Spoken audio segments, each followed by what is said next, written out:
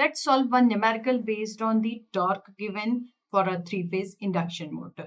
तो इस न्यूमेरिकल में we are having data of three phase induction machine जिसमें 4 पोल हैं और 50 हर्ट्ज फ्रीक्वेंसी है. तो इसमें हमें क्या निकालना है? We are having torque also given, useful torque of 160 newton metre और इसके अलावा स्लिप दी है 3%, दैट इज 0.03.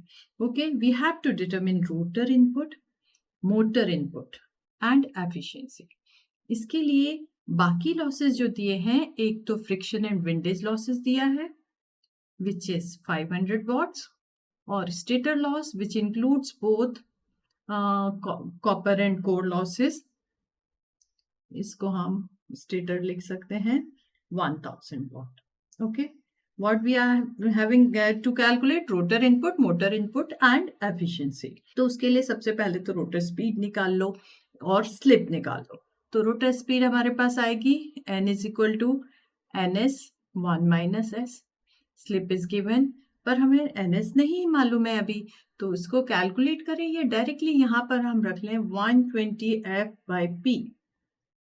ठीक है, और इसमें स्लिप निकालना है 1.03, 1 minus 0.03. This gives us rotor speed as 1455 rpm. Speed आ गई.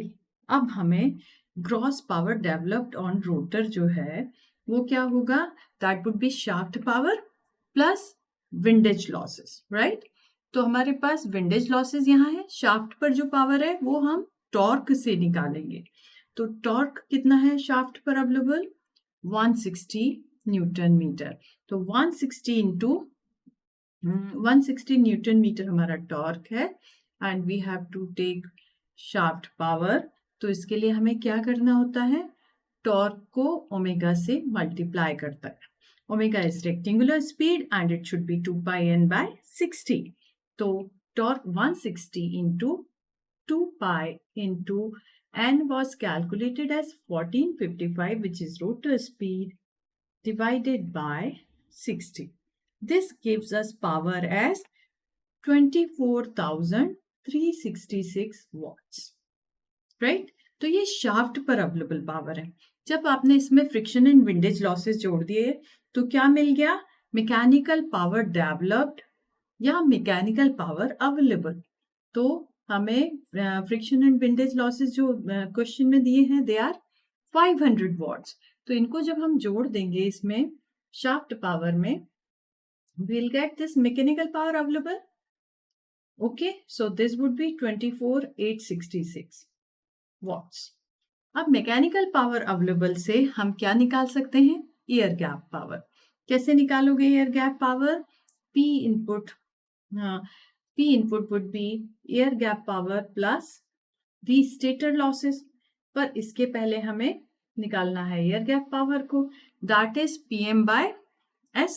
तो इस रोटर इनपुट पावर या एयर गैप पावर के लिए हमारे पास फॉर्मूला होता है PAG is equal to mechanical power available divided by 1 minus S.